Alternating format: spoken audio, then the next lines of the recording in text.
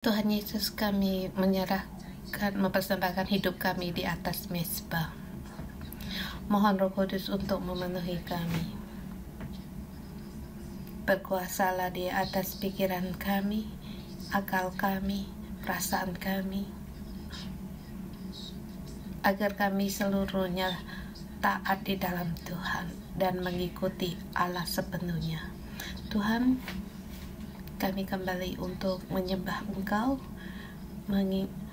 mengingatkan kebaikan-Mu, kasih-Mu kepada kami. Terima kasih Tuhan, mendengar doa kami dalam nama Tuhan Yesus Kristus. Amin. Selamat datang di Renungan Pagi. Hari ini kita akan membahas kitab Matius pasal 19 yang disampaikan oleh Pastor Pin dari pasal 19. Dari Yesus meninggalkan Galilea, tiba di daerah Yudea sampai ke Yerusalem, selangkah demi selangkah menuju salib dan pelayanannya di puncak, dan banyak orang yang di perjalanan mengikuti Yesus. Ayat pertama dan yang kedua di sini dikatakan banyak orang berbondong-bondong mengikuti Dia, dan Ia pun menyembuhkan mereka di sana. Demikian Yesus sambil berjalan, Dia sambil melayani, dan memang ada di antaranya orang bisa ingin berbuat jahat. Mereka tidak menerima Yesus, bahkan ingin melawan Yesus. Kita lihat di ayat pertama sampai dengan 12 dengan tema mengikuti peraturan, hati keras, tidak mengerti kehendak Allah. Dan mereka ini siapa? Yaitu orang-orang Farisi. Mereka bertanya soal menceraikan istri untuk mencoba Yesus. Jadi untuk menjadikan jebakan untuk menangkap Dia. Maka di situ di ayat ketiga dikatakan, maka datanglah orang-orang Farisi kepadanya untuk mencoba Dia. Mereka bertanya, apakah diperbolehkan orang menceraikan istri dengan alasan apa saja? Di sini mencobai ini adalah niat jahat, bukan untuk bertanya. Sengaja di situ agar melakukan kesalahan dan menjadikan satu tipu muslihat. Mengapa mereka bertanya demikian? Sebab di masa itu orang bisa menceraikan istrinya dengan alasan apa saja, walaupun dengan alasan yang sangat kecil, seperti istri masak nasi gosong, atau dia terlalu masakan terlalu asin, tidak sesuai denganmu, maka kamu bisa menceraikan dia. Ya tentu ini banyak membuatkan keserakahan. Mereka demi untuk mengambil perempuan lain, mereka menceraikan istrinya. Dan ada sebagian lagi berkata bagaimana, yaitu pendapat mereka untuk tetap menjaganya hanya dengan berzina. Jadi di situ walaupun Yesus menjawab boleh atau tidak, sesungguhnya itu bisa membuat bersalah pada orang lain. Kalau dia dengan sederhana menjawab boleh atau tidak, itu pun bukan kehendak Allah. Saya merasa manusia suka membedakan mana putih dan hitam, boleh atau tidak, kasih atau tidak, benar atau tidak. Seperti gereja kita untuk berlatih doa puasa, ada orang bertanya kepada saya, dengan puasa dengan hanya minum cairan, apakah boleh makan keripik kentang? Kan itu bukan daging, bolehkah? Atau ada yang mereka berkata 40 hari. Kalau 1-2 hari putus boleh enggak berpuasa. Saya menghadapi pertanyaan ini sulit untuk menjawab, sebab bagaimanapun menjawab mereka itu bukan maknanya. Kamu bertanya boleh atau tidak. Hendaklah kamu bertanya kepada kehendak Allah. Apa kehendakmu ya Tuhan? Kita melihat bagaimana jawaban dari Yesus. Ayat keempat sampai dengan keenam. Ya, tentu Yesus tidak menjawab boleh atau tidak. Jawab Yesus, tidakkah kamu baca bahwa Ia menciptakan manusia sejak semula menjadi mereka laki-laki dan perempuan, dan firman-Nya, sebab itu laki-laki akan meninggalkan ayah dan ibunya dan bersatu dengan istrinya sehingga keduanya menjadi satu. Demikianlah mereka bukan lagi dua, melainkan satu. Karena itu, apa yang dipersatukan Allah tidak boleh diceraikan manusia. Memberitahu kepada mereka kehendak Allah.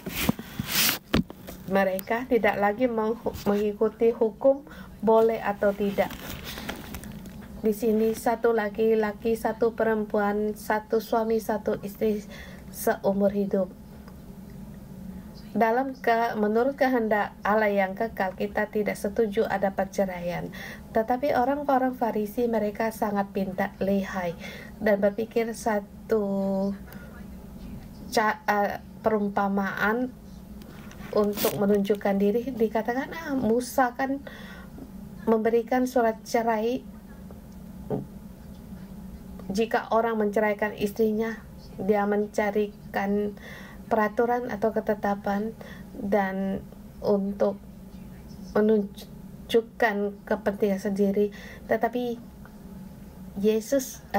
Musa waktu itu melihat ketegaran hati untuk melindungi hak sebagai perempuan, istri. Maka Musa memerintahkan untuk memberikan surat cerai dan membebaskan dia. Hubungan harus dengan jelas, maka dia boleh untuk menceraikan istrinya, supaya di lain waktu jangan mempengaruhi hidupnya seperti dia ingin menikah lagi. Dia bertemu dengan tiba-tiba dia datang, kamu adalah istriku, cepat pulang. Jadi terlebih dahulu memberikan surat cerai, sesungguhnya untuk melindungi perempuan itu. Tetapi mereka tidak mengerti, dan mereka bertanya apakah diperbolehkan atau tidak. Ini adalah gunung Taurat. Ini karena gunung hukum Taurat. Hanya melihat bentuk penampilan, ada peraturan atau kata yang jelas terhadap benar atau tidak, boleh atau tidak. Bukan, Musa bilang boleh. Kalau dikatakan tidak boleh cerai, maka cerai itu menjadi satu dosa. Tapi kalau memberikan surat cerai boleh cerai, berarti tidak usah berusaha untuk memulihkan hubungan, tidak perlu lagi berpegang pada perjanjian pernikahan, hanya berpegang pada surat cerai sudah cukup. Sesungguhnya tidak mengerti dengan kehendak Allah atas pernikahan. Mengerti bahwa satu pernikahan itu adalah yang kekal, dan juga itu tidak mengerti apa yang dimaksud dengan janji. Maka demikianlah gunung hukum. Dilihatnya demikian, kamu harus ikut, pemimpin harus ikut. Kalau tidak boleh. Maka orang akan menjadi keras hati, tidak mengerti kehendak Allah. Tetapi di pohon kehidupan berkata apa? Tentu berkata tentang hidup, dan sangat mengutamakan orang itu dan melihat hati orang itu, mengatakan tentang hubungan dan nyata berpegang pada perjanjian, menyatakan tentang merendahkan diri dan bersabar dan kasih, yaitu harus selaras dengan kehendak Allah. Tetapi bagi yang tidak bisa berpegang, yang telah berusaha, tetapi pernikahan sangat sulit, situasi yang sangat sulit, maka kita punya kasih karunia, punya belas kasihan, bisa menerima, sebab tidak ada dosa yang tidak bisa ditanggung oleh Yesus, diterima oleh Yesus. Kita percaya kasih karunia Tuhan itu cukup untuk kita pakai. Dia terlalu sulit. Apakah kamu membiarkan dia remuk, apalagi dalam situasi yang sangat buruk, seperti jiwanya tertekan sampai untuk mencelakakan keamanan dalam hidupnya demi keamanan anak-anaknya, atau terus di situ berselingkuh, tidak mau bertobat. Satu situasi yang tidak bisa dipulihkan dan pihak lain tidak ingin bekerja sama,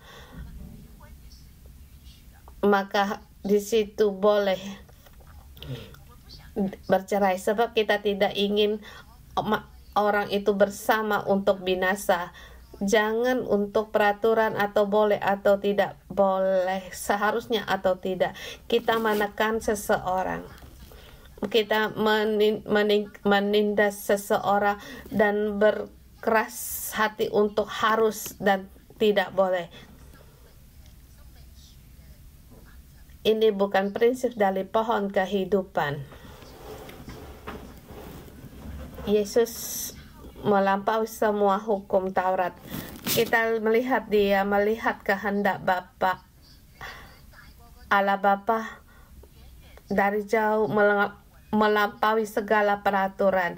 Jadi kita harus tinggalkan gunung hukum Taurat. Jangan mengikuti satu peraturan yang membawa satu ketetapan, tetapi kita harus mengikuti Allah. Yang kita ikuti itu Allah sendiri.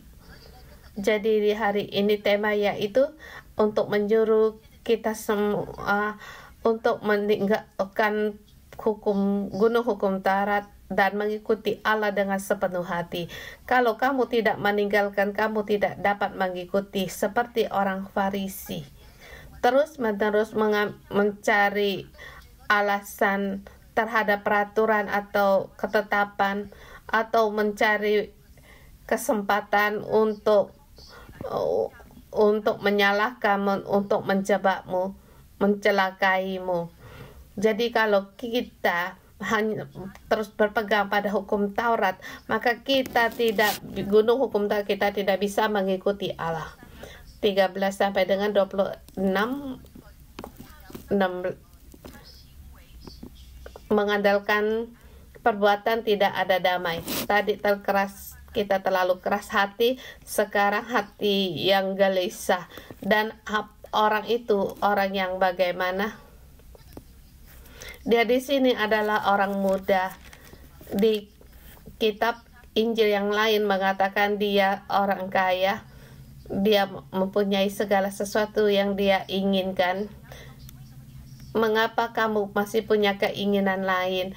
Maka waktu dia melihat Yesus, dia berkata, "Apa Guru, apakah yang perbuatan baik, apakah yang harus kuperbuat untuk memperoleh hidup yang kekal?" Pertama, dia mengira melakukan perbuatan, dengan melakukan kebaikan dia bisa mendapatkan hidup yang kekal. Pikiran yang demikian menggunakan perbuatan membuatnya hatinya menjadi gelisah. Dia merasa dia semuanya sudah dia lakukan. Yesus berkata di ayat 18-19,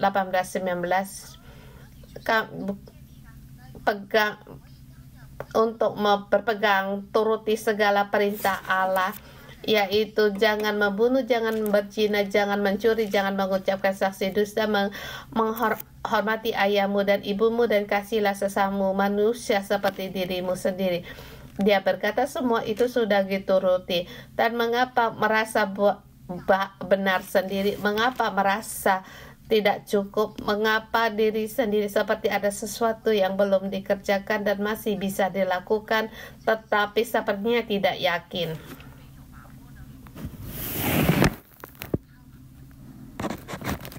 Jadi saya mengatakan bahwa orang yang mengandalkan perbuatan sendiri, hati mereka satu yang gelisah atau kosong. Dengan mengandalkan hukum Taurat, gunung hukum Taurat tidak bisa sampai kepada Allah. Kita sendiri menggiri diri kita cukup baik, cukup benar. Sesungguhnya tidak bisa menghapuskan dosa kita, bahkan tidak bisa damai yang mengampuni dosa. Jadi hati mereka gelisah, kosong, dan menggunakan perbuatan lebih banyak lagi, lebih banyak lagi. Satu perintah merujukkan banyak perkara. Kalau berpegang pada ketetapan, saya harus berserah banyak hal. Poinnya, apakah kelakuan itu benar atau tidak. Jadi di sini menunya cukup panjang, tetapi terus dikerjakan seperti tidak cukup, sebab di dalam hatinya tidak ada damai. Tidak merasa kalau dirinya berkenan bagi Allah. Yesus di sini menjawab, apakah kamu sudah kerjakan atau belum? Tidak menyatakan tentang bagian 4 tentang bagian dari Allah. Peraturan yang 4 di atas. Mengapa demikian? Sangat semarak.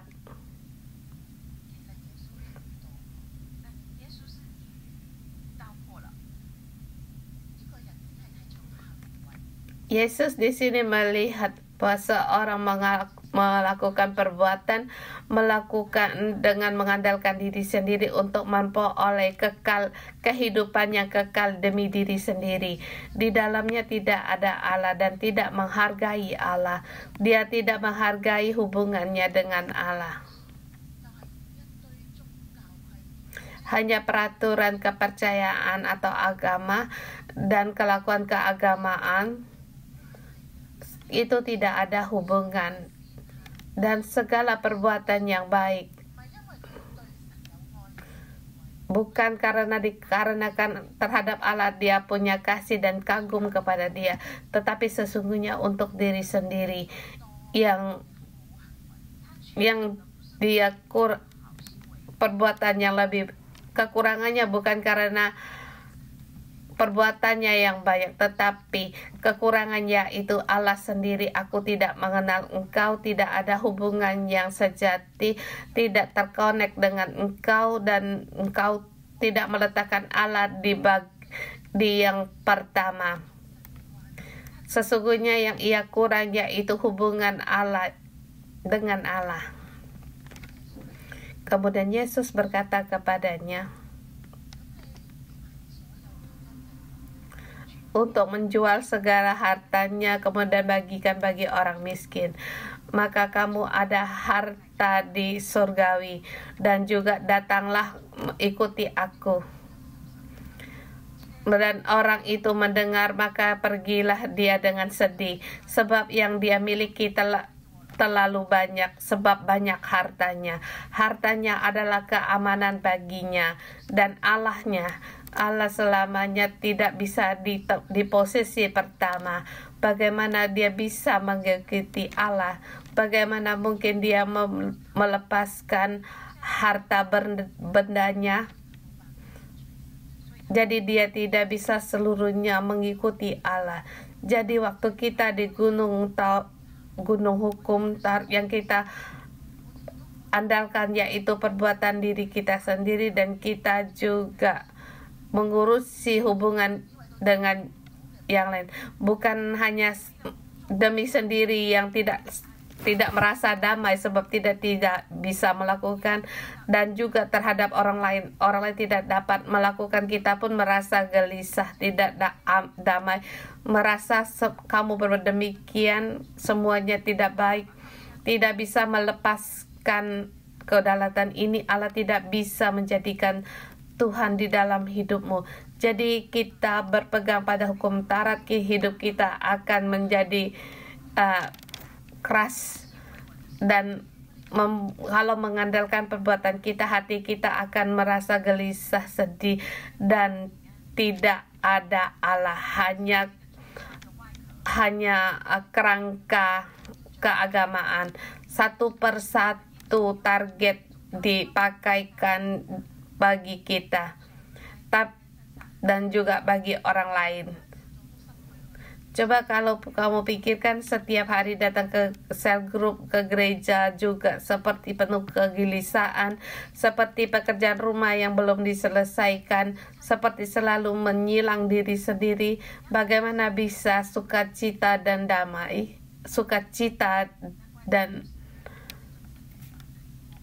damai, kuncinya adalah hubungan dengan kita. Kita harus percaya dari dalam hati kita Allah menciptakan kita mengasihi, yaitu Allah Bapa yang mengasihi kita.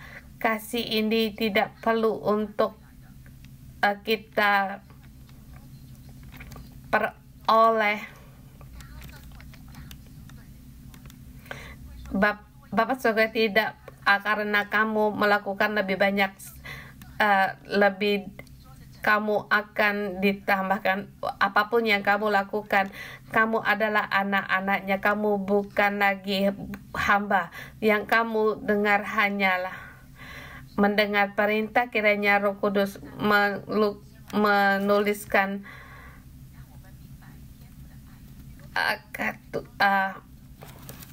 tetapan Tuhan dalam hati kita, agar kita menerima damai sejahtera yang sejati. Kalau kita tanpa hubungan dengan Allah, maka kita akan kehilangan iman dan juga kesempatan dalam hubungan. Kita tidak mengerti seberapa besar kasih Bapa Surgawi kepada kita. Dan yang ketiga, seluruhnya mendapatkan hidup kemuliaan dan hidup yang kekal. Reaksi Petrus sangat cepat. Lihat, aku telah meninggalkan segala sesuatunya. Apakah yang akan kami peroleh? Dan Yesus menjawab orang-orang yang mengikuti Dia di ayat 8, aku berkata kepadamu, sesungguhnya pada waktu penciptaan kembali, apabila Anak Manusia bersemayam di tahta kemuliaannya, kamu yang telah mengikuti aku akan duduk juga di atas 12 tahta yang menghakimi 12 suku Israel. Dan setiap orang yang karena namaku meninggalkan tanahnya, saudaranya laki-laki dan saudaranya perempuan, bapak atau ibunya, anak-anak atau ladangnya, akan menerima kembali 100 kali lipat dan akan memperoleh hidup yang kekal. Orang-orang yang mengikuti Yesus berkata, kamu harus mengorbankan dirimu sendiri. Maknanya bukan untuk menyerahkan hidup sendiri, ya. Artinya janganlah diri sendiri dalam dunia kita sendiri, bukan dengan cara diri kita untuk mengikuti Allah, tetapi mengorbankan diri, melepaskan kedaulatanmu. Biarlah Yesus Kristus menjadi Tuhanmu. Demikian Yesus terhadap orang yang mengikuti Dia ada janji yang sangat mulia. Wah, kerajaan surga yang tahta kerajaan Allah yang kekal. Dia berbagi bagi kita dan juga diberikan kuasa untuk menghakimi, dan Dia berbagi dengan kita. Ini adalah kerajaan yang mulia yaitu kita bisa mendapatkan pemilik Tuhan yang mulia. Bahkan di bumi kita akan memperoleh upah 100 kali lipat, memperoleh hidup yang kekal. Dan saya merasa di gereja, bagi anak-anak yang tunggal, mereka yang di gereja, saya sangat bersyukur mereka bisa datang ke gereja. Sebelumnya mereka tidak ada adik-adik beradiknya, tapi apalagi zaman sekarang mereka banyak orang tidak punya anak, bahkan saudara sekandung aja tidak ada. Tetapi sampai di gereja keluarga Allah kamu akan mempunyai banyak saudarimu. Saya merasa sudah mendapatkan 100 kali lipat. Saya telah menghitung setidaknya saya ada 100 orang saudara-saudari yang mendukung saya. Ini semua pemberian Tuhan kepada saya, bukan karena diri saya sendiri. Dan orang rumah saya kursinya paling banyak, cuma duduk 10 orang. Tetapi di tata karunia di gereja bisa duduk 1000 orang lebih. Saya merasa ini 100 kali lipat upah Allah yang diberikan Allah kepada kita. Dan saya sendiri melihat nama keluarga Allah, melihat kemuliaan Allah.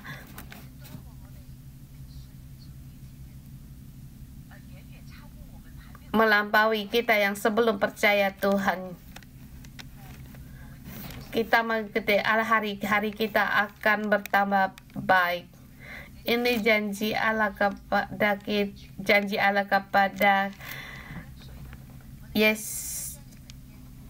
kita, dan bagaimana kita mengikuti. Kita tinggalkan gunung hukum Taurat kita, bukan hanya berpegang pada gunung hukum Taurat, ketetapan-ketetapan atau perintah-perintah, tetapi ketahuilah kehendak Allah.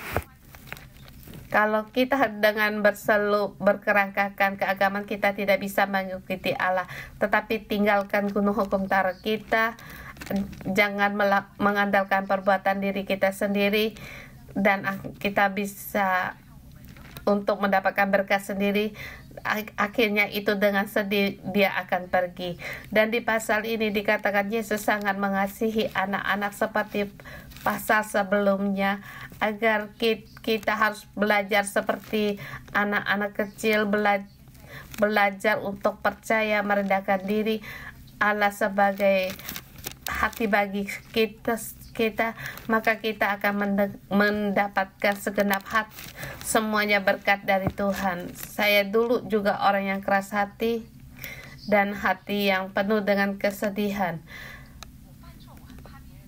Saya melakukan kesalahan, saya takut diketahui orang-orang, sebab saya tidak bisa melakukan. Saya takut diketahui orang lain, tidak ada damai. Saya harus berpegang pada peraturan agar jangan berbuat salah. Saya anak yang baik. Kamu beritahu saya bagaimana, saya cuma ikuti. Yang paling lihai, paling saya di situ antri, yaitu mendengar apa itu ketetapan. Bahkan kalau saya mengerti, saya bertanya, adakah yang otomatis? Dulu saya di Gunung Taurat tinggal cukup lama. Saya sedih, keras hati. Saya tidak mengerti akan kehendak Allah. Saya mengira Allah sama dengan saya, tetapi akhirnya terhadap orang-orang saudara saya, kehidupan saya menjadi keras.